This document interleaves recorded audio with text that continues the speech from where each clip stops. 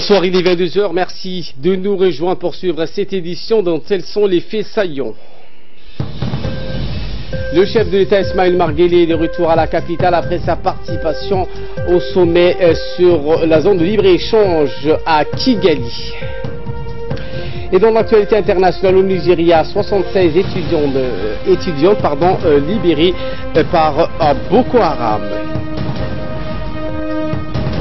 Voilà pour les sommaires. Merci de nous rejoindre. Le président de la République est de retour au pays après sa participation au sommet devant lancer la création d'une large zone africaine de libre-échange ou ZLECA à Kigali. C'est hier après-midi que le chef de l'État avait atterri à l'aéroport international de Kigali, la capitale rwandaise, alors que la cérémonie officielle d'ouverture du sommet a débuté aujourd'hui. Des nombreux chefs d'État et de gouvernement des pays africains ont pris part à l'ouverture de ce sommet. Le chef de l'État a été accueilli par les membres du gouvernement et un parterre de personnalités politiques dont le secrétaire général de la présidence, le secrétaire général de la primature, le général le chef du corps d'armée Zakaria Cheikh Ibrahim, le colonel Abdelaye Abdi Farah, le colonel de la garde-côte Waïs Omar Bagouré et le colonel du pompier.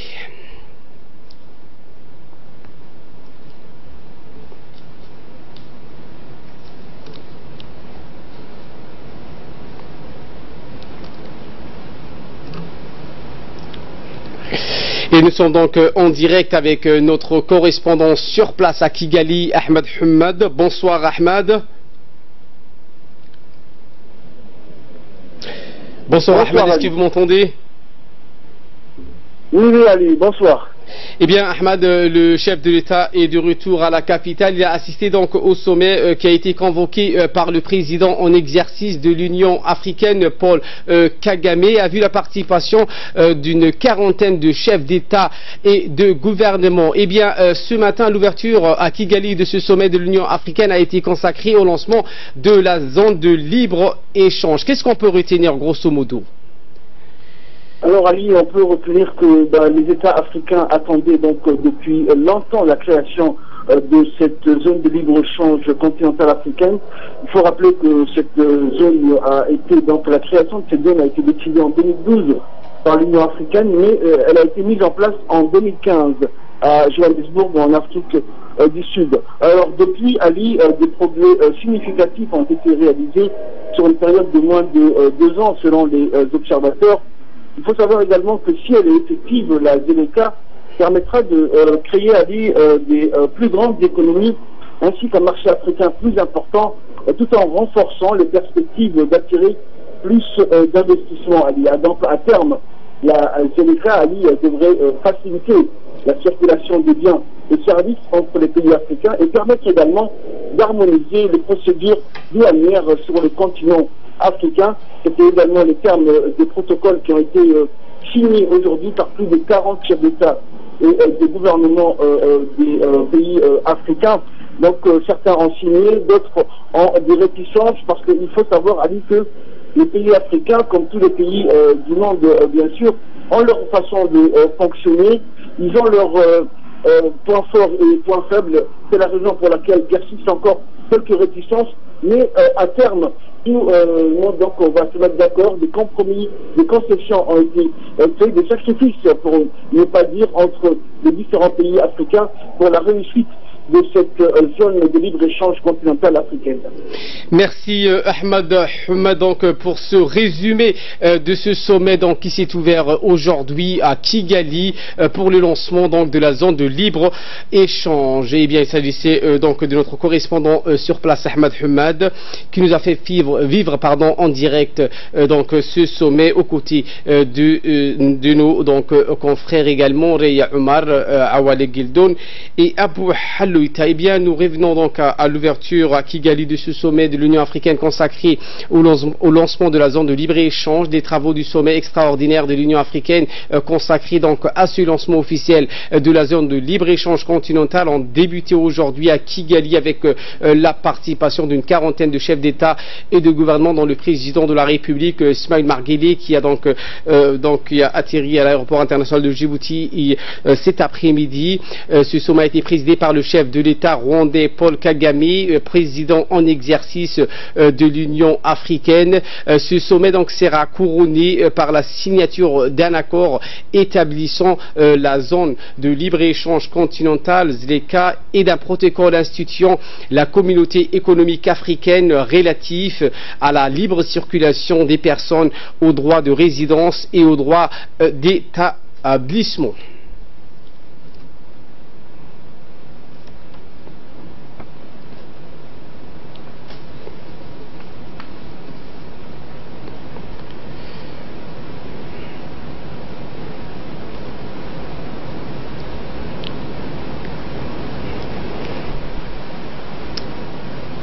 Eh bien, lors de sa participation à ce sommet, le président Guelleh a tenu un discours à huis clos. Eh bien, le contenu de ce discours avec vous, Samatar Saïd. Bonsoir Ali, bonsoir à vous. Dans son discours allé au sommet de l'Union africaine, le chef de l'État a égalé que c'est un réel plaisir et un profond sentiment et satisfaction que je prends part à cet important sommet sur la zone de libre-échange continentale africaine. Qu'il me soit d'abord permis de remercier mon frère Paul Kagame et le peuple rwandais de l'excellent accueil qui nous entoure depuis notre arrivée dans cette belle ville de Kigali. Je voudrais féliciter particulièrement le président du Niger, a-t-il déclaré, le président Mahamadou Youssoufou, champion de la zone libre-échange continentale africaine, pour les efforts inlassables qu'il a déployés pour la concrétisation de ce projet commun. Mesdames, Monsieur le Président, Mesdames et Messieurs, nous sommes venus pour entériner une fois pour toutes la vision d'une Afrique prospère, fondée sur la croissance inclusive et le développement durable. L'Afrique a tous les moyens nécessaires pour devenir un pôle majeur de croissance et de développement. Elle a tous les atouts qu'il lui faut pour se doter d'une production industrielle capable d'offrir à nos concitoyens l'espoir à la vie décente à laquelle ils prétendent. Le marché commun que nous espérons bâtir fait partie de la réponse africaine face à tous les freins identifiés au développement de nos pays. Nous connaissons d'avance tous les avantages et les bénéfices. En effet, la création de la plus grande zone de libre-échange au monde, avec 55 pays participant à plus d'1 milliard, 300 millions de consommateurs, agira comme un catalyseur dans la transformation de nos économies et nous permettra d'asseoir un véritable tissu industriel que nous peinons tant à mettre en place face au phénomène du dumping de multinationales. Sans démagogie, la Made in Africa sera rendue possible en fabriquant en Afrique les biens des consommations dont les Africains ont besoin. Nous allons promouvoir les chaînes de valeur régionales et créer des hubs d'industrialisation transnationaux. L'accroissement du commerce intra-africain qui en résultera simultanément son contexte la création de richesses et d'emplois décents pour notre population. Une fois les barrières tarifaires et nos tarifaires enlevées, les perspectives de marché seront élargies pour nos entreprises qui pourront vendre sans entrave dans le marché commun africain. Bien entendu, les promesses du marché libre ne se matérialiseront que si nous attelons dès aujourd'hui à l'édification des infrastructures de transport, des télécommunications indispensables au développement des échanges. La zone de libre-échange africaine est le produit d'une longue gestation à la mesure des enjeux économiques de notre temps. La concrétisation de ces promesses représente également un défi en termes d'organisation. Chaque pays, chaque filière devra trouver sa place dans un environnement plus compétitif, tandis que les synergies nées de l'intégration de nos marchés permettront à nos champions de monter en gamme. Bien entendu, les risques identifiés doivent être soigneusement pris en compte afin que ce processus que nous entérinons aujourd'hui soit irréversible. Quel est le travail qui reste à accomplir chacun de nous en termes d'ajustement, de modification en vue d'harmoniser les dispositions légales et réglementaires que tout ce qui doit être engagé comme réforme ne nous décourage pas surtout et ne dissuade pas d'accomplir et de réussir le grand défi. Car il est de la responsabilité de chacun de nos États pour les générations présentes et à venir que cette zone de libre-échange soit une réussite qui profite à toutes. Sur ce quoi nous sommes certains d'accord d'accord sur une idée de l'Afrique que nous voulons, unie, solidaire sur le plan politique et ancrée dans les idéaux du panafricanisme des pères fondateurs de cette organisation. Sur quoi nous le sommes encore plus si notre vision de la renaissance africaine, notre appétence pour la rendre réelle et la conscience de nos propres réalités remplies de ces fameux paradoxes, ceux d'une Afrique jeune, riche, féconde et qui demeure largement indigente de sa bonne fortune. Il est l'adage africain qui dit ceci: la vraie fraternité n'est pas celle du sang, mais celle du partage.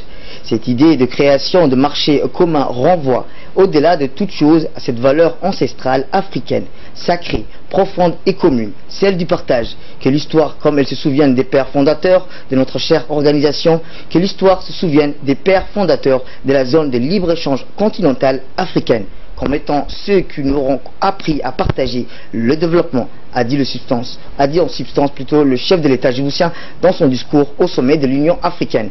Voilà, Ali, ce qu'on pouvait retenir du chef de l'État lors du sommet extraordinaire de l'Union africaine consacré à la réalisation plutôt d'une zone de libre-échange économique et commerciale panafricaine. Merci Samatar pour ces explications. Eh bien, à peine 3 ans après l'ouverture officielle des négociations, l'acte de naissance d'un vaste marché continental a été signé lors d'un sommet extraordinaire des chefs d'État africains à Kigali. La mise en place de la zone de libre-échange constitue l'un des projets phares de l'agenda 2063 de l'Union africaine qui avait tracé une nouvelle vision de développement du continent sur les 5 prochaines années, sur les 5 prochaines décennies, en s'appuyant sur une croissance inclusive et un développement durable. Elle doit inclure le marché commun de l'Afrique orientale et australe, la COMESA, la communauté d'Afrique de l'Est, CAE, la communauté de développement d'Afrique australe, SADC, la communauté économique des États de l'Afrique centrale, CAEC, la communauté économique des États de l'Afrique de l'Ouest, CEDEAO, l'Union du Maghreb arabe et la communauté des États sahélo-sahariens. La future zone de libre-échange continentale constitue un pas important et un jalon de plus sur la voie de l'intégration de l'Afrique. Celle-ci se traduira par la création d'un marché commun des biens et services de plus d'1 milliard de consommateurs avec un produit brut combiné de plus de 3 000 milliards de dollars. Aussi, la zone de libre-échange continentale induira un accroissement du commerce intra-africain de 52% à l'horizon 2022 et ouvrira la voie à la mise en place d'une union douanière d'ici 4 ans et d'une communauté économique africaine d'ici 2028.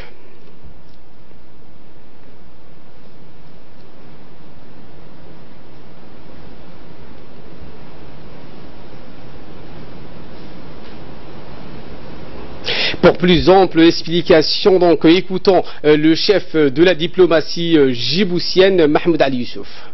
Le président de la République a conduit la délégation qui a participé à ce sommet extraordinaire consacré uniquement au lancement de la zone de libre-échange continentale africaine. Ce matin, le chef de l'État a procédé, comme bon nombre de ses pairs, à la signature d'abord de l'accord qui met en place cette zone de libre-échange économique de libre-échange continentale africaine, et ensuite 3 protocoles qui vont avec, qui sont donc un protocole sur la libre circulation des biens, un autre protocole sur la libre circulation des personnes, et un protocole également pour tout ce qui est douane, etc., etc. Donc il faut ajouter à cela que la mise en place de cette zone de libre-échange vient compléter toute une architecture qui a été mise en place par l'Union africaine pour faciliter et accélérer l'intégration économique et commerciale du continent. Depuis le sommet d'Abuja de 1991, l'OUA, l'Union africaine, ont travaillé à ce que cet agenda 2063 puisse prendre corps afin vraiment de compléter ces éléments qui manquaient donc à cette intégration économique et commerciale recherchée sur le continent africain. Les 3 protocoles, Djibouti les a signés, beaucoup de pays les ont signés. Mais je vous ai dit qu'il fallait une période d'adaptation et surtout une période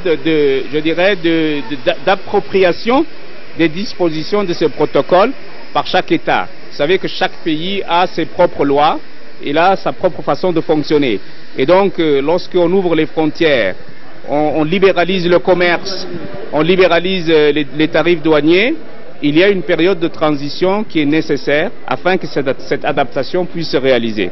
Donc, il appartient à chaque État d'entamer le processus de ratification qui, comme je l'ai dit, est un processus constitutionnel et je crois que l'Assemblée nationale va étudier dans le cadre de différentes commissions ces textes pour à la fin pouvoir les ratifier. Djibouti est un pays ouvert sur le plan économique, c'est une économie libérale qui cherche à s'intégrer dans un espace économique régional très vaste. Puisque le marché de Djibouti étant restreint et réduit, il est difficile d'envisager un développement économique et surtout d'atteindre les objectifs de pays émergents d'ici 2035. Pour que Djibouti devienne un pays émergent, il est nécessaire que notre pays s'appuie sur des marchés régionaux qui peuvent lui apporter ces éléments de croissance nécessaires. Nous sommes en train de développer une zone franche qui est régionale. Et nous sommes en train de développer un parc industriel. Nous sommes en train de développer des infrastructures qui ont vocation à servir les marchés de la région. Je crois que ce traité ou cet accord ne peut que servir les objectifs de Djibouti, pays émergent d'ici 2035. Un forum des hommes d'affaires s'est tenu en marge du sommet. Au cours des travaux du dit forum, le président de la Chambre de commerce, Youssouf Moussa Dawalé, a souscrit à cette idée de création d'une zone de libre-échange continentale. Selon le président de la Chambre de commerce, cette initiative est la marque de fort engagement en matière de libéralisation commerciaux entre 55 pays du continent. La ZLECA intégrera du fait plusieurs regroupements économiques régionaux. Cette zone comprendra officiellement le marché commun de l'Afrique orientale et australe, la COMESA, la communauté d'Afrique de l'Est, la communauté du développement d'Afrique australe, SADC, ainsi que 4 autres entités que sont la communauté économique des États de l'Afrique centrale, la communauté économique des États de l'Afrique de l'Ouest, l'Union du Maghreb arabe et la communauté des États sahélo-sahariens. Un compte qui a participé activement à l'élaboration et au conseil du secteur privé. La concrétisation de ces projets dépendra de tout Africain, de tous les continents, du public comme du privé, du politique comme de la société civile. Et c'est c'est un accord historique. Je crois qu'il y a eu des discussions, il y a eu des échanges, il y a eu des débats. C'est tout cela qui ont été réunis pour que ça puisse être un jour de concrétisation.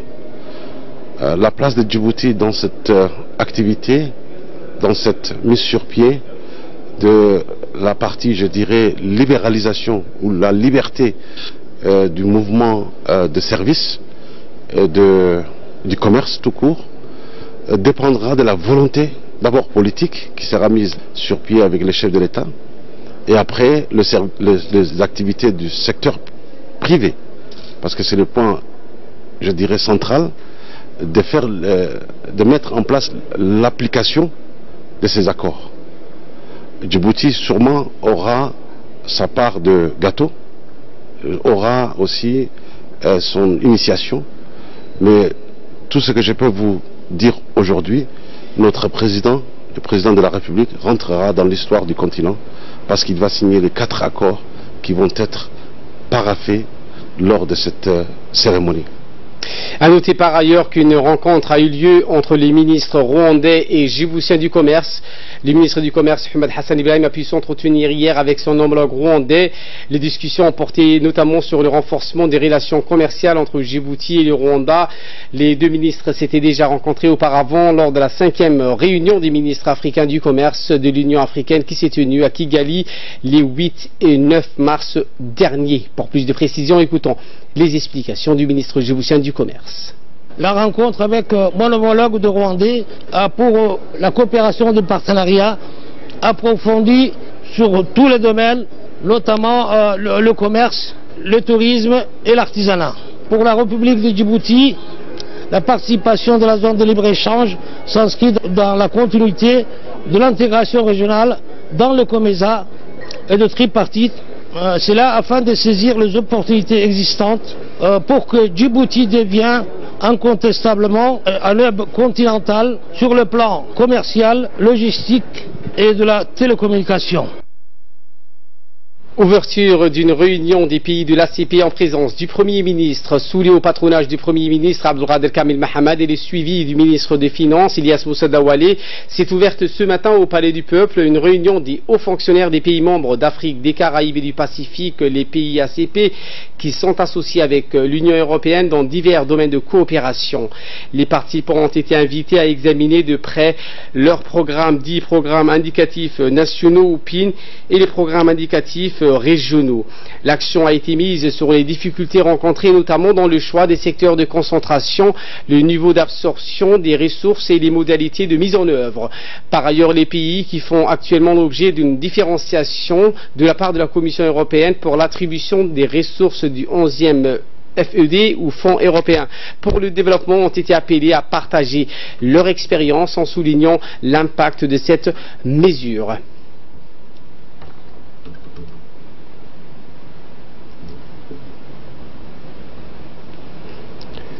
Un accord consensuel sur le développement avait en outre été proposé par le Conseil européen en juin 2017. Il vise à mettre en place une nouvelle vision de la politique de développement de l'UE dans le cadre de l'agenda 2020-2030, suivant les propos d'ailleurs du ministre de l'économie et des finances et chargé de l'industrie, Ilyas Moussa Daoualé.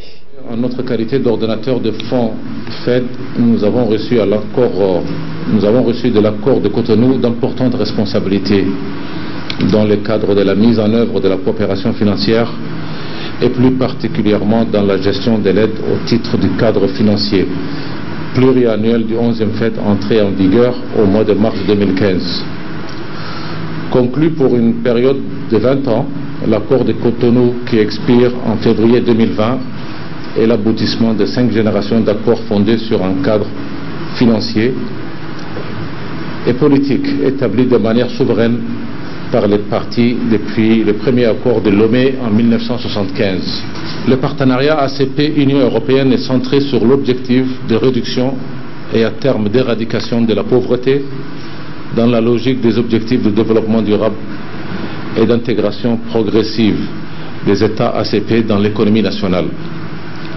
La mise en œuvre du 11e FED et les évolutions récentes constatées dans le financement du développement nous imposent avec urgence des défis majeurs d'une adaptation et d'une mise en œuvre rapide et responsable, notamment en ce qui concerne l'amélioration de la capacité d'absorption des ressources.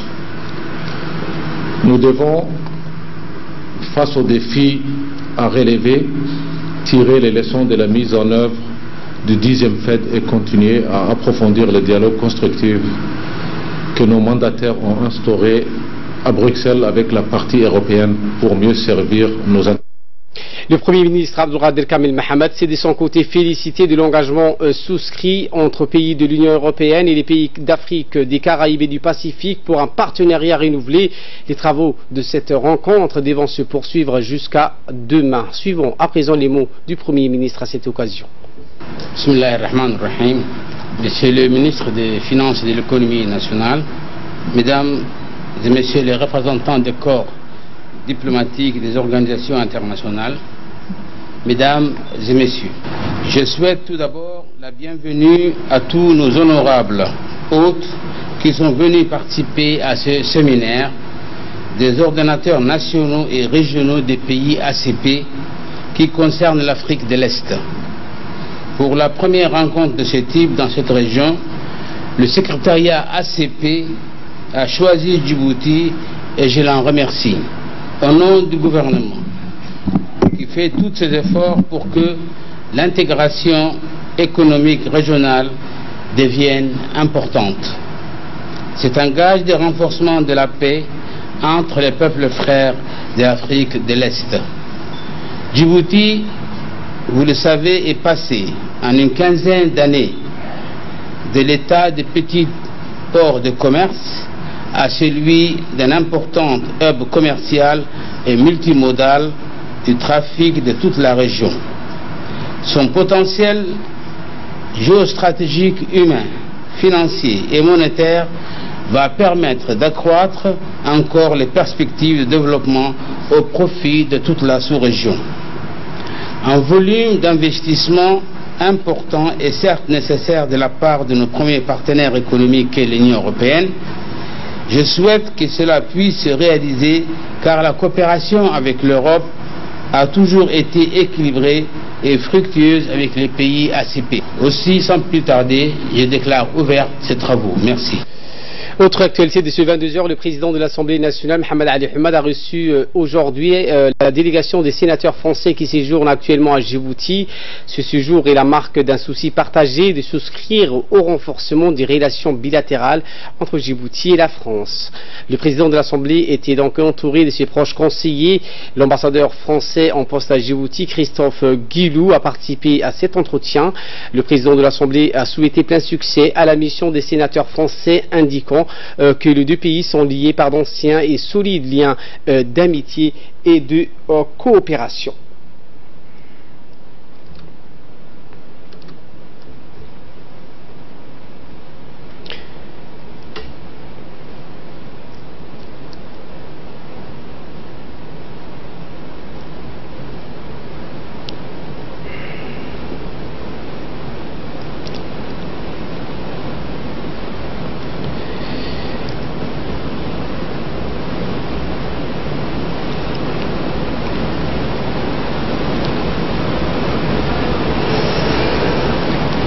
Le ministère de l'Habitat, de l'Urbanisme et de l'Environnement a organisé ce matin au Palais du Peuple la cérémonie de remise de certificats aux participants de l'atelier national sur l'évaluation de l'efficacité de la gestion des aires marines protégées ainsi que la validation des études réalisées par les experts nationaux dans le cadre du projet stratégique de gestion des écosystèmes de la mer Rouge et du golfe d'Aden.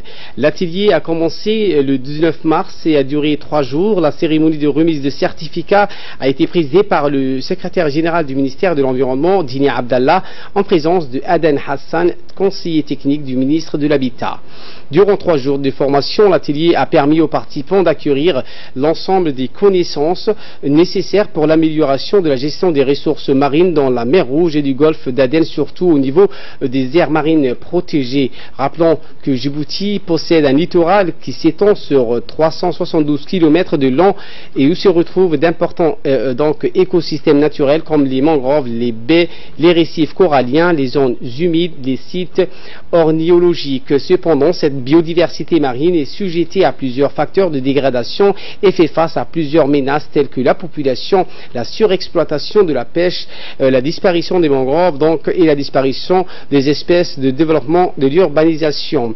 Conscient donc de cette dégradation avancée, le ministère en charge de l'environnement a mis en place un certain arsenal juridique militant en faveur de la protection de notre biodiversité. Et je suis sûr que vous êtes assez sensibilisé sur cette question depuis 3 jours et que vous allez y contribuer à votre niveau.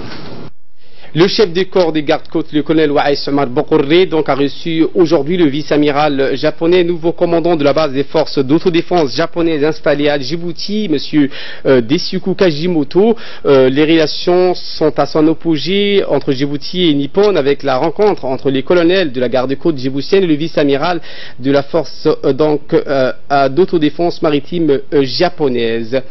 Après une brève présentation des différentes missions, le vice-amiral a apprécié le travail louable de la garde-côte djiboutienne et que celle-ci est une institution importante dans le domaine de la sécurité et de la sûreté maritime du détroit de Bab el-Mandab. Il a également félicité le colonel Waïs Omar Bokoré de la garde-côte pour son travail honorable réalisé dans un temps aussi court afin de développer la garde-côte djiboutienne. La visite s'est achevée par une présentation à la délégation de différents types de patrouilleurs de l'institution de la garde-côte.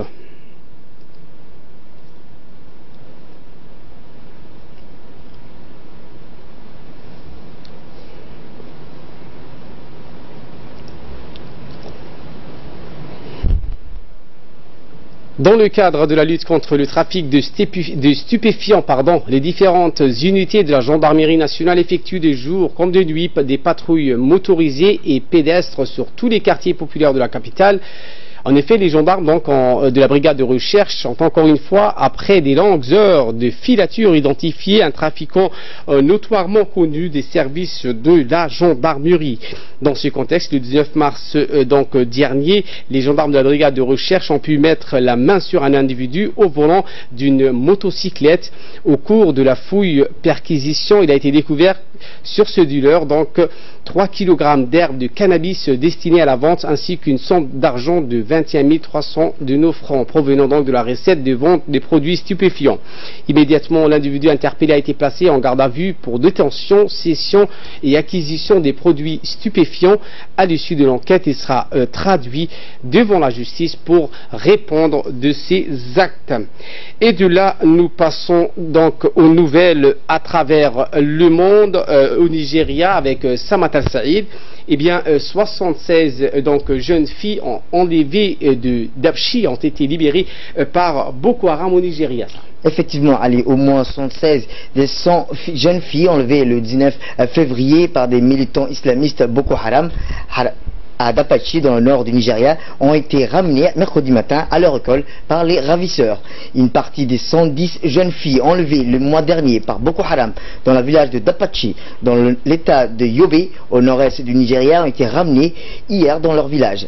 Selon les habitants de la ville, les petites villes de l'état Yobe, elles n'étaient pas accompagnées d'aucune force de sécurité. Leurs ravisseurs les ont juste déposées et sont partis sans parler à personne, a expliqué Bachir Monzo, dirige une association d'aide aux parents des jeunes filles. Des combattants présumés de la faction Boko Haram, affiliés au groupe de l'État islamique, avaient mené le 19 février un raid sur le pensionnat de l'école pour des filles d'Apache, étaient répartis avec 110 jeunes filles âgées de 10 à 18 ans. Merci Samatar pour ces explications et merci à vous de nous avoir suivis et très bon suivi des programmes sur Télé Djibouti.